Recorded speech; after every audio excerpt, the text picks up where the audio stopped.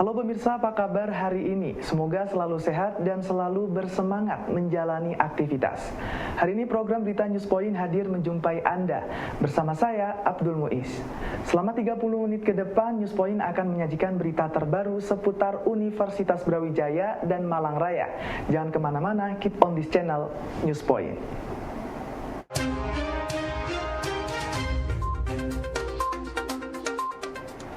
Pengrajin tempe di kawasan Sanan memiliki kiat khusus untuk meningkatkan penjualan dan menarik perhatian dengan membuat variasi produk. Hal ini diungkapkan oleh Arni, salah satu pengurus paguyuban pengrajin tempe Kampung Sanan. Menurutnya saat ini pengrajin membuat berbagai produk keripik tempe dengan varian rasa dan bentuk agar menarik perhatian pengunjung. Dengan produk keripik tempe yang beragam, maka pengunjung memiliki banyak pilihan dalam memilih keripik sebagai oleh-oleh setelah berkunjung ke Kota Malang. Variasi produk tersebut juga membuat kreativitas pengrajin bertambah dalam mengelola produk tempe. Variasi produk keripik tempe dalam beragam ukuran dan rasa merupakan inovasi dari pengrajin agar menarik perhatian pengunjung kampung wisata Keripik Sanan. Saat ini tersedia beragam produk keripik tempe dengan rasa yang berbeda, mulai dari original, pedas, sedang, rasa daun jeruk, bawang, dan lainnya. Begitu pula dengan ukuran yang tidak lagi identik dengan kotak, namun juga tersedia keripik dengan bentuk bulat dan lainnya. Dengan variasi tersebut, pengunjung memiliki pilihan yang beragam pada saat berbelanja oleh-oleh khas Kota Malang sebagai buah tangan. Inovasi pengrajin ini diharapkan akan terus berkembang dengan bentuk inovasi yang lain, sehingga kawasan keripik tempe Sanan tetap menjadi destinasi belanja favorit bagi wisatawan. Alhamdulillah Kampung Sanan ini sudah 30 negara yang pernah berkunjung di Kampung Sanan, juga kunjungan dari instansi-instansi. Jadi selain tempat kami untuk wisata belanja, di tempat kami ini juga dibuat untuk kunjungan wisata edukasi, yaitu edukasi pembuatan tempe dan edukasi pembuatan keripik tempe. Lambat laun di tempat kami ini harus berinovasi karena tempe dan keripik tempe harus berkembang. Untuk mendampingi keripik tempe yang sudah terkenal di Kampung Sanan, kami berinovasi membuat tempe model-model terbaru, yaitu model-model inovasi. Kampung Tempe Sanan merupakan salah satu lokasi wisata belanja oleh-oleh di Kota Malang. Memiliki ikon produk keripik tempe, keberadaan Kampung Sanan perlu terus diperkuat agar dapat menarik wisatawan dan meningkatkan penjualan keripik tempe.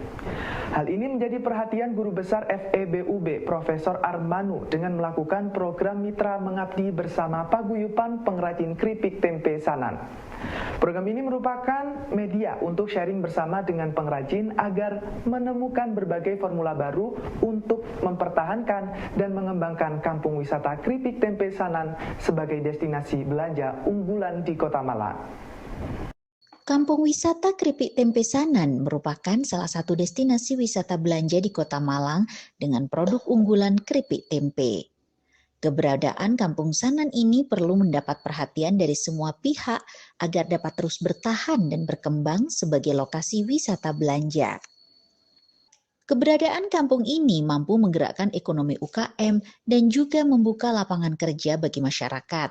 Namun perkembangan dunia wisata dan bertambahnya destinasi baru harus menjadi perhatian agar Kampung Sanan tetap relevan sebagai tujuan belanja wisatawan. Hal ini menjadi perhatian Fakultas Ekonomi Bisnis UB dengan melakukan kegiatan Mitra Mengabdi untuk membantu kampung wisata keripik tempe Sanan tetap relevan sebagai wisata unggulan. Kita punya satu program tentang strategi pengembangan kampung tempe Sanan sebagai destinasi wisata.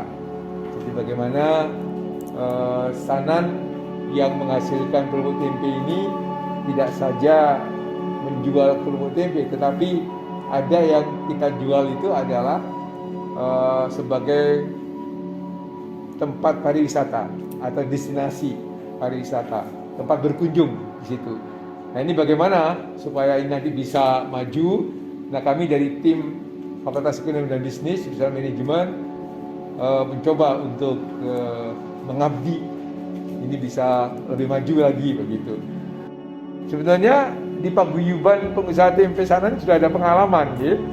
Mereka sudah berkunjung, berkunjung. Mereka datang dengan mobil pribadi ataukah bus, itu sudah sering begitu, ya.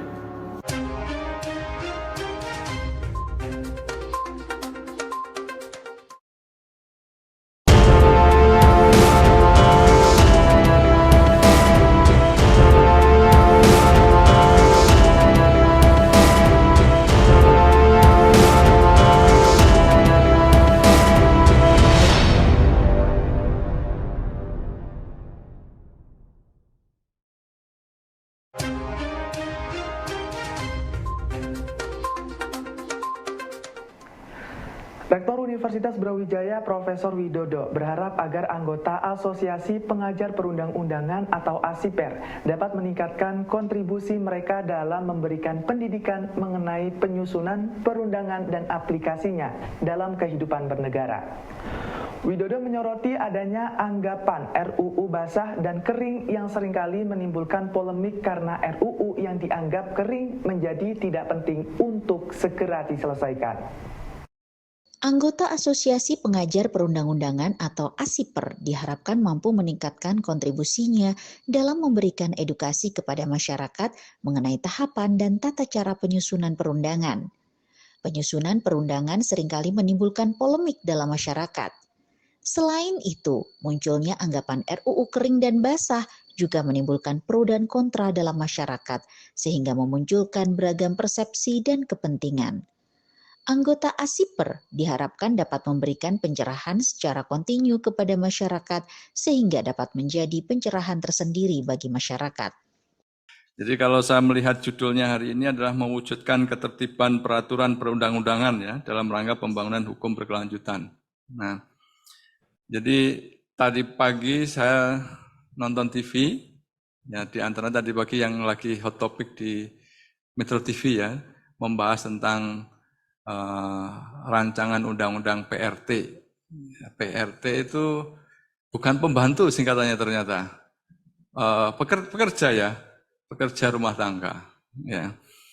Dan di antara yang dibahas itu yang menarik adalah yang dipertanyakan ini peraturan perundang-undangan ini kan bukan termasuk undang-undang yang basah katanya gitu. Undang-undang yang basah itu artinya kayaknya kan tidak banyak orang-orang yang punya uang berkepentingan. Karena yang diangkat ini adalah teman-teman yang kira-kira yang terlibat dalam sebagai PRT. Ya, ini adalah pertanyaan kritikal. Dan kenapa kemudian ini ditanyakan? Karena rata-rata kan gitu kira-kira Pak. Tapi ini bisa jadi tidak betul ya. Biasanya kalau undang-undang itu ya perundang-undangan ini mau perancangannya, kemudian pengesahannya, itu kan ada proses pengawalan. Terutama ketika undang-undang itu terlibat investasi atau yang melibatkan kira-kira terkait tentang perusahaan-perusahaan mungkin nasional dan multinasional. Dan kalau ini memang terjadi, berarti ini PR buat kita semua, Bapak Ibu. Dan inilah saya kira PR bagi asosiasi ini ya, bagi ASIPER ini.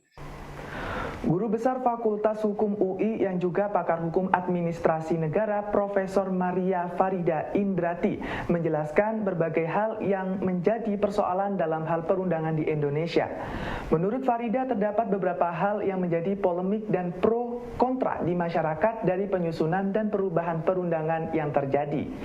Hal ini harus menjadi perhatian semua pihak terutama pengajar perundangan di Indonesia sebagai bahan kajian dan masalah yang harus dipecahkan. Pakar Hukum Administrasi Negara Profesor Maria Farida Indrati memaparkan terjadinya beberapa polemik dalam masyarakat dalam perundangan yang ada di Indonesia. Polemik tersebut menimbulkan perdebatan di kalangan pakar dan juga masyarakat. Dalam hal ini Farida menyoroti perlunya kehati-hatian penyusun perundangan dan juga anggota legislatif untuk patuh dan taat pada sistem konstitusi yang ada, sehingga produk perundangan yang ada tidak menimbulkan permasalahan di kemudian hari ketika sudah berlaku. Perlu edukasi secara terus-menerus kepada semua pihak agar memahami aturan perundangan yang ada agar peraturan tersebut dapat berjalan dan bermanfaat bagi masyarakat. Pembangunan nasional pada hakikatnya ialah pencapaian tujuan-tujuan negara sesuai dengan apa yang digariskan dalam Undang-Undang Dasar 1945.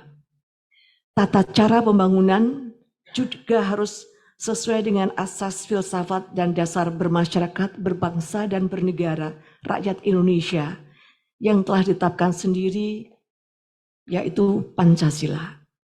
Dengan perkataan lain, dalam mencapai tujuan negara, tata cara mencapainya dan sarana yang dapat serta boleh digunakan untuk mencapainya haruslah senantiasa sesuai dengan yang telah dituangkan dalam Hukum Dasar Bangsa Indonesia, yaitu Undang-Undang Dasar 1945. Atau kalau orang yang lain sekarang mengatakan bahwa Undang-Undang Dasar Negara Republik Indonesia tahun 1945. Saya mengatakan yang menetapkan itu siapa ya, gitu ya. Karena kita bisa melihat bahwa kalau kita melihat pada sampai perubahan keempat, perubahan pertama, perubahan kedua, perubahan ketiga, perubahan keempat itu diundangkan dalam lembaran negara. Sektor pariwisata Indonesia belum sepenuhnya pulih dan mampu mendatangkan wisatawan asing lebih banyak.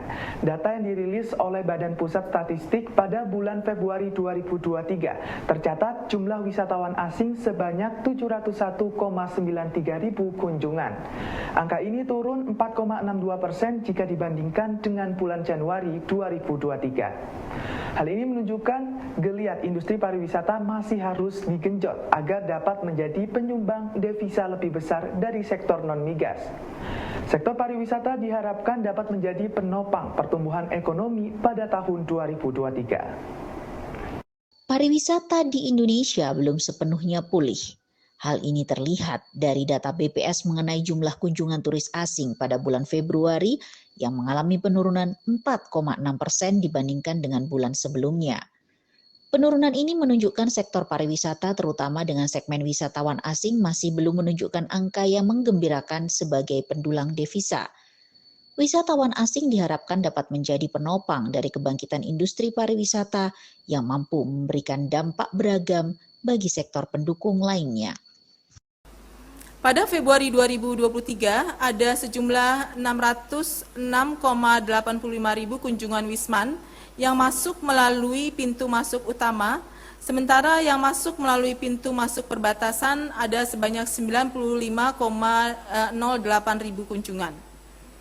Jumlah kunjungan Wisman melalui pintu masuk utama turun sebesar 2,26% dibandingkan Januari 2023. Jumlah kunjungan Wisman melalui pintu masuk perbatasan turun sebesar 17,35% dibandingkan Januari 2023.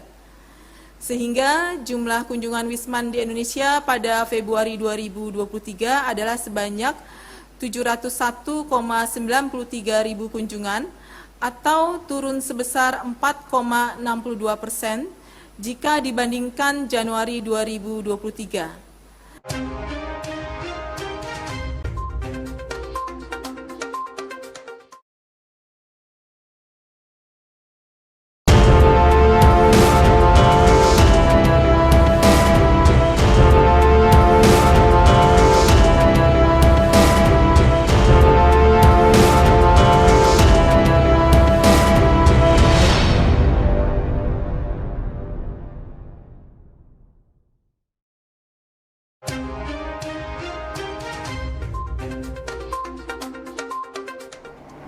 Turis dari kawasan ASEAN masih mendominasi kunjungan turis asing ke Indonesia pada bulan Februari 2023. Berdasarkan data yang dipaparkan oleh Puji Ismartini, Deputi BPS Bidang Statistik Distribusi, jumlah turis dari Malaysia, Australia, Singapura, dan Timor Leste menjadi 4 negara terbanyak yang datang ke Indonesia.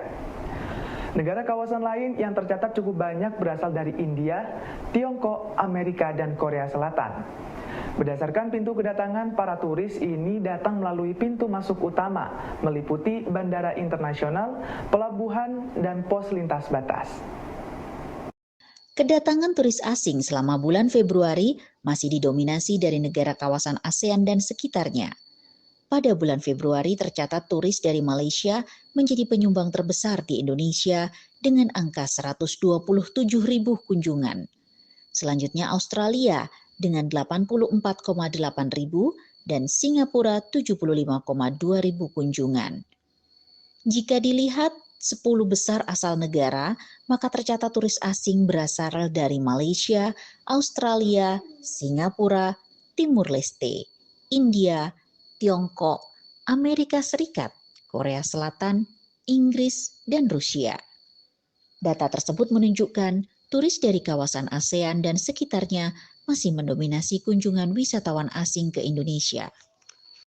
Pada bulan Februari 2023 yaitu sebanyak 127.000 kunjungan dengan share sebesar 18,1% atau naik 13,12% dibandingkan bulan Januari 2023. Kemudian di posisi kedua adalah Wisman Berkebangsaan Australia yang mencapai 84,8 ribu kunjungan dengan share 12,1% atau turun 14,45% dibandingkan bulan Januari 2023. Kemudian selanjutnya di posisi ketiga diduduki oleh Wisman Berkebangsaan Singapura yang mencapai 75,2 ribu kunjungan dengan share 10,7% atau turun 21,70% dibandingkan bulan Januari 2023. Komandan Korem 083 Baladika Jaya Kolonel Gogor meminta kepada Babinsa baru yang masuk dalam jajaran Korem untuk segera bersikap proaktif dalam memahami persoalan masyarakat. Menurut Gogor, tugas Babinsa merupakan tugas mulia karena bersentuhan langsung dengan masyarakat. Dan Rim berharap Babinsa segera memahami geografi, demografi, dan kondisi sosial di mana mereka akan bertugas sebagai bintara pembina desa. Dengan pemahaman tersebut diharapkan Babinsa dapat segera cepat memahami persoalan masyarakat dan membantu memecahkan berbagai persoalan tersebut secara bersama. Korem 083 Baladika Jaya Malang mendapatkan personel Babinsa baru yang akan bertugas di beberapa kodim di wilayah kerja Korem Baladika Jaya. Tercatat para Babinsa tersebut akan bertugas di kodim Kabupaten Malang dan Batu, kodim Pasuruan, Kodim Probolinggo, Kodim Jember, Kodim Lumajang, Kodim Bondowoso, Kodim Situbondo, Kodim Banyuwangi, dan Kodim Kota Malang. Sebelum bertugas, para Babinsa tersebut mendapat pengarahan dari Komandan Korem 083 Kolonel Gogor. Para Babinsa tersebut diminta bersikap proaktif dan bertindak tanpa menunggu perintah atasan dalam membantu masyarakat desa. Babinsa dituntut segera menguasai kondisi geografis, demografis, dan sosial budaya dari setiap desa yang menjadi wilayah tugasnya. Pemuda merupakan generasi penerus yang harus memiliki fondasi yang kokoh dalam bersikap dan bertindak. Keberadaan pemuda diharapkan tidak mudah goyah dan terombang-ambing dengan dinamika perubahan yang ada. Hal tersebut disampaikan Dr. Arif Alamsyah pada ceramah tarawih di Masjid Raden Pata Ube. Kehadiran pemuda saat ini diharapkan menjadi sosok yang kuat dalam pendirian, terutama dalam menghadapi banyak pilihan dari budaya atau pemikiran global yang masuk. Fondasi dalam bentuk keilmuan agama dan kebangsaan menjadi modal kuat bagi pemuda agar menjadi generasi soleh-soleha masa depan. Pemuda merupakan aset masa depan sebuah bangsa yang harus memiliki fondasi yang kuat dalam pemikiran dan tindakan. Dalam era global saat ini, dibutuhkan sosok pemuda yang memiliki cita-cita kuat dan tidak mudah terombang-ambing dengan berbagai pilihan budaya yang ada. Salah satu bekal bagi pemuda agar dapat menjadi aset bangsa adalah nilai kebangsaan dan keagamaan yang kuat agar pemuda dapat bersikap dengan tegas dari berbagai fenomena yang ada. Dengan fondasi nilai luhur yang kuat, nantinya pemuda dapat menjadi sosok pemimpin yang memiliki karakter kuat bagi bangsa dan negaranya. Al-Quran maupun sejarah Indonesia itu mencatat bahwa memang pemuda itu luar biasa. Dalam Al-Quran tadi dibacakan oleh masyayikh kita, imam kita surat Al-Kahfi. Ya, akhir-akhir surat Al-Kahfi yang menceritakan tentang pemuda-pemuda yang harus berhadapan dengan Raja Dicyanus yang sangat otoriter. Tapi mereka punya sahabat itu keteguhan. Nah ini, pemuda zaman sekarang itu jangan mudah terombang-ambing oleh gaya hidup. Ya, saya tuh heran ya. Korea itu kan merdekanya sama Indonesia cuman selisih 2 hari. Kalau kita 17 Agustus, kalau Korea 15 Agustus, Pak. Tapi kita ke teknologi ketinggalan 30 tahun. Tapi anehnya yang ditiru oleh anak Indonesia itu bukan kemajuannya, Pak. Tapi rambutnya, sepatunya gitu ya, BTS-nya gitu ya, ramennya gitu. Yang ditiru itunya. Bahkan kalau foto itu, betul nggak? Annyeonghaseyo, sarangeo, kamsamida gitu. Informasi tadi sekaligus menutup perjumpaan kita hari ini. Jangan lupa saksikan News Point setiap hari pukul 19.30 waktu Indonesia bagian Barat. Hanya di UBTV, Televisi Pendidikan Universitas Brawijaya. Saya Abdul Muiz dan seluruh kru yang bertugas pamit undur diri. Terima kasih dan selamat beraktivitas.